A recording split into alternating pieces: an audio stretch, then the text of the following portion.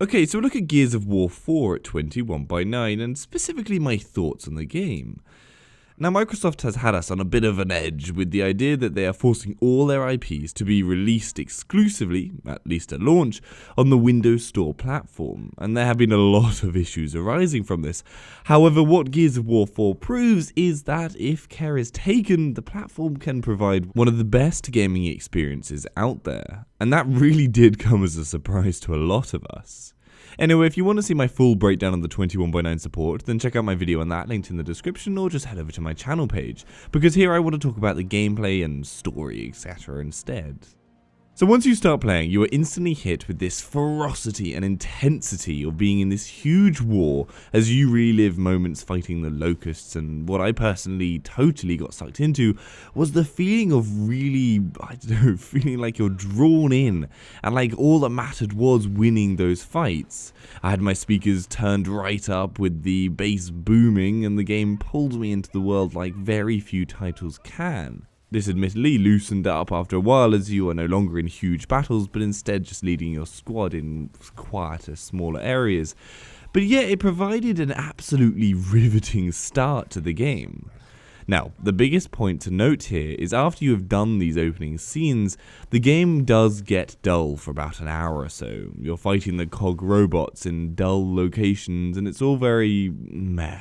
However, the second you move on to fighting these new insect-like enemies, things get a million times better. The locations become these gorgeous, detailed levels, and the whole game is just so much more fun. So yeah, if you find your attention waning at the start, just hold in a little longer because it does get significantly better. Gameplay-wise, it manages to ride this very narrow line of staying interesting and yet potentially getting boring. Because of its cover-based shooter style, you quickly find a rough routine to most fights, getting behind cover, shooting, moving, etc. over and over.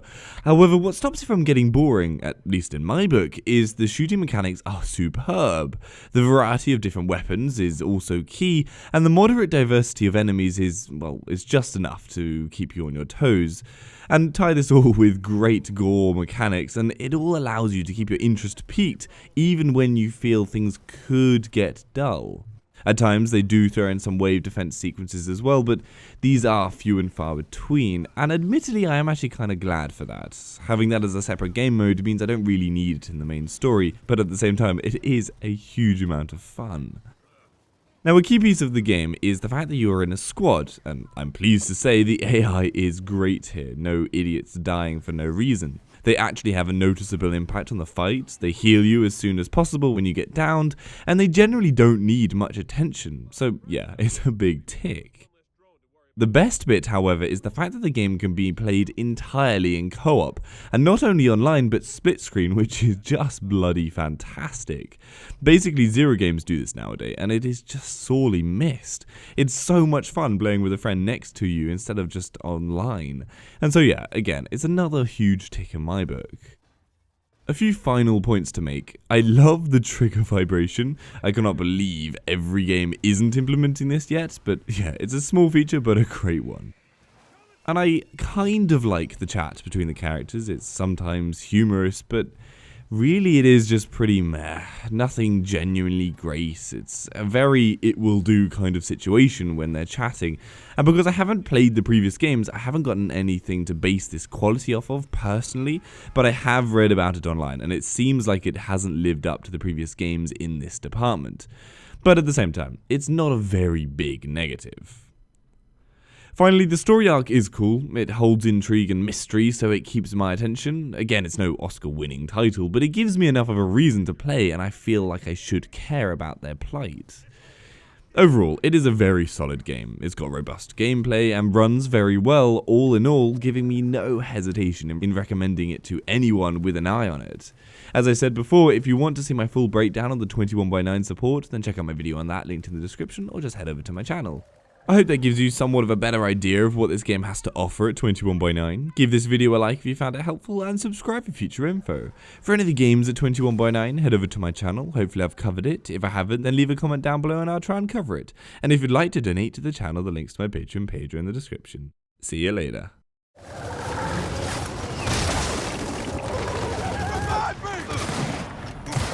Lay down!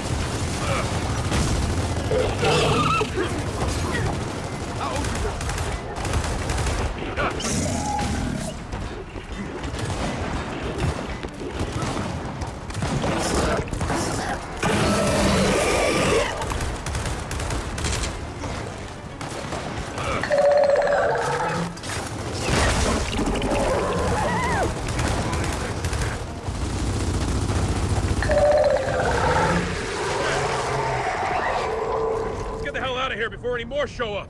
Double time it to the ore transporter.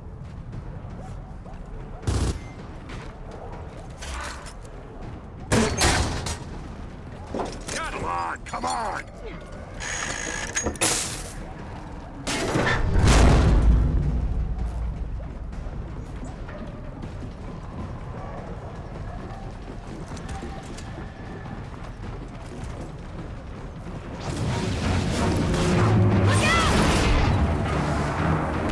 Clear it out!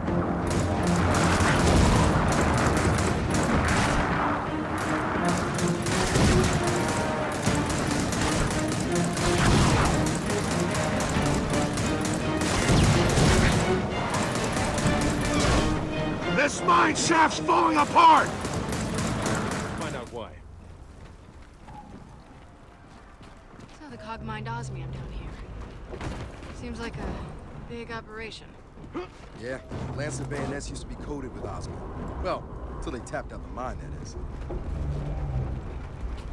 Guys, let's head through here.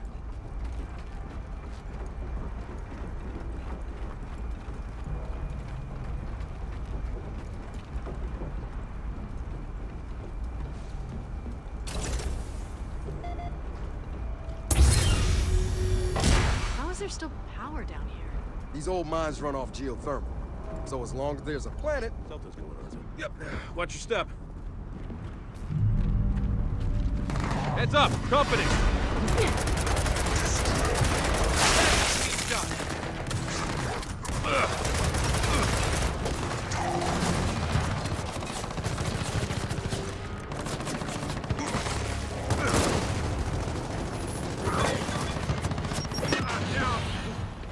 Swarm!